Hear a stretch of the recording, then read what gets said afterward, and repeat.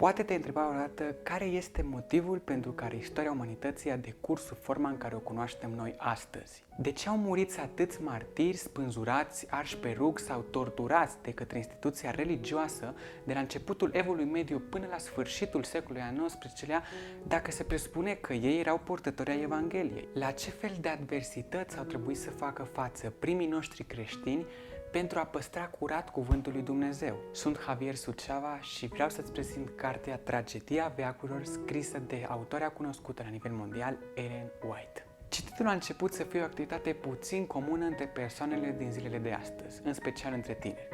Este văzută ca și ceva plictisitor sau chiar și obositor, deoarece este necesară multă concentrare și răbdare pentru a putea termina de citit cartea respectivă. Să presupunem că ai reușit să obții motivația necesară pentru a citi o carte. Sunt multe cărți pe care le poți alege să citești, dar știm cu toții că nu toate sunt potrivite. De fapt, autoarea acestei cărți, Ellen White, ne vorbește cu privire la pericolele citirii unei literaturi nesănătoase și ceea ce poate produce aceasta asupra minții tinerilor. De aceea trebuie să fim foarte grijuli cu ceea ce vom citi.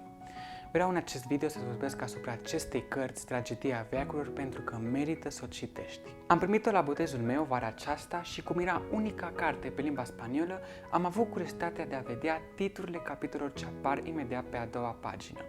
Până la urmă am citit și celelalte 400 de pagini, dar destul de recent am început să citesc încă o dată, dar de data aceasta pe limba română. Motivul este pentru că m-am unit la o grupă de studiu a unor tineri din România cu care am rămas foarte plăcut impresionat pentru faptul că în fiecare sabat ne adunăm o oră din ea pentru a studia subiectele propuse de Ellen White în această carte. Mi se pare minunat acest lucru. O grupă de tineri care, fără a fi obligați de părinți, au luat frumoasa decizie de a obține și hrană spirituală. Întorcându-ne la cartea noastră, Tragedia veacurilor mi s-a părut o scriere fascinantă. Ea relatează foarte detaliat toate situațiile prin care a trebuit Evanghelia să treacă ca să ajungă în mâinile noastre astăzi. Arată cum a trebuit să se confrunte Valdenzi, John Wycliffe, Huss și Hieronym, Luther și mulți alți reformatori ce apar în această carte cu marea instituție religioasă din acel timp pentru a corecta toate greșelile și ereziile ce le spunea aceasta poporului. Erezii cum ar fi cumpăratul de indulgențe, mântuirea doar prin fapte sau penitențele pentru iertarea păcatelor, etc.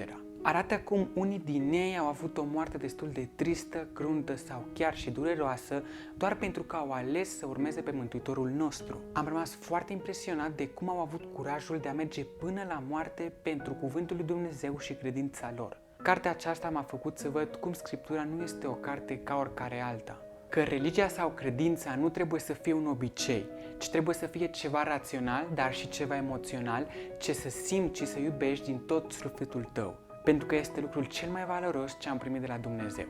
Mă întristează faptul că am ajuns să vedem credința ca și ceva în plus, când această carte, Tragedia veacurilor, ne arată câți de mulți oameni și-au dat viața ca acest mesaj să ne ajungă nouă astăzi. Citind această carte, se va prinde un nou foc în inima ta ca și tânăr creștin și, la fel ca și mine, o vei recomanda și altora.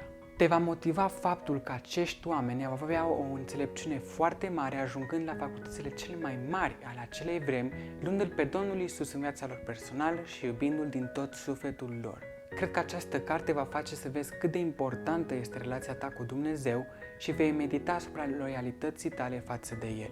Viața ta este în mijlocul confruntării între binele și răul, iar aceasta încă nu se va sfârși. Destinul tău va depinde de cum vei face față la acest conflict. Pentru că nu uita aceasta, tragedia veacurilor este de la începutul timpurilor, iar va dura până la sfârșitul acestei lumi. Alege binele pentru a putea ajunge odată sus în ceruri și a petrece veșnicia cu Mântuitorul nostru.